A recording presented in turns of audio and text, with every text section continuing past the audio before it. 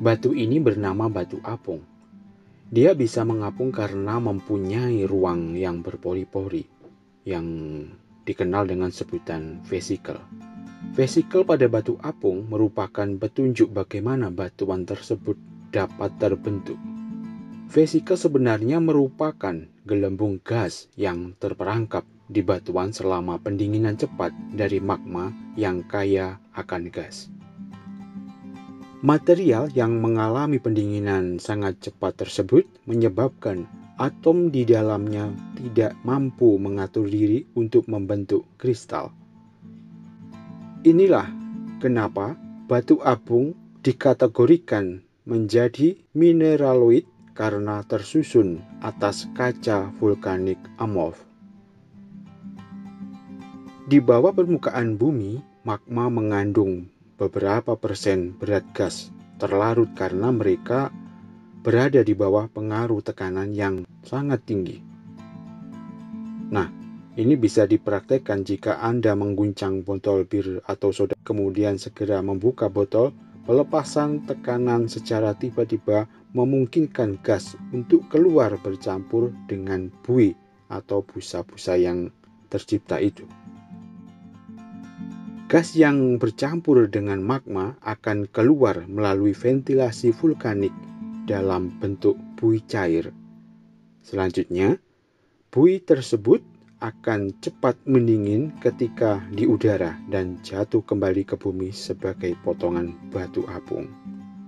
Nah, dari kisah batu apung ini, kita bisa menyimpulkan bahwa batu ini berasal dari gunung berapi. Jadi, yang membentuk batu ini adalah gunung berapi.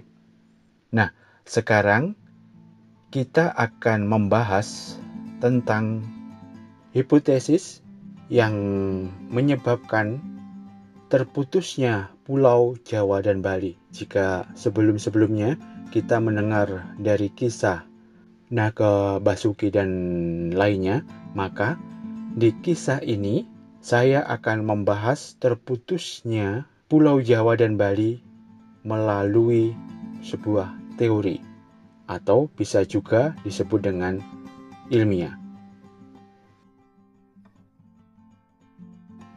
Jika flashback ke belakang, kita memang tidak pernah menemukan fosil atau sejenisnya yang berupa alat-alat untuk penyeberangan, entah itu perahu, dayung, atau lainnya. Jadi yang ditemukan di masa purba di sekitar Gilimanuk ini adalah manusia, yaitu fosil-fosil manusia dan dengan perkakasnya.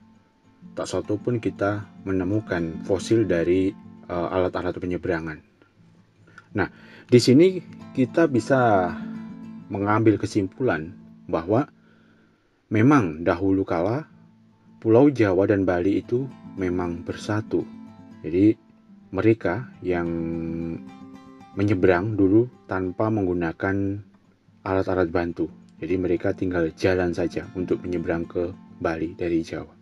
Nah, lantas apa sebenarnya yang memutuskan pulau tersebut hingga menjadi dua bagian, yaitu Jawa dan Bali? Jika kita menilik lagi ke kisah batu tadi, yaitu batu apung yang saya jelaskan tadi, yaitu hasil dari letusan gunung berapi, pastinya di sekitar Selat Bali itu ada gunung berapi yang letusannya, yaitu daya letusannya yang kuat, menghancurkan daratan, akhirnya menenggelamkan gunungnya, yang seterusnya bekas letusan itu akhirnya teraliri air yang kemudian menjadi lautan. Kemudian ada lagi hal lain. Jika kita ke timur sedikit dari Segara Rupa, kita akan menemukan sumber air panas di daerah Grogak. Kita bisa mengetahui bahwa sumber air panas itu tercipta melalui pemanasan dari gunung berapi.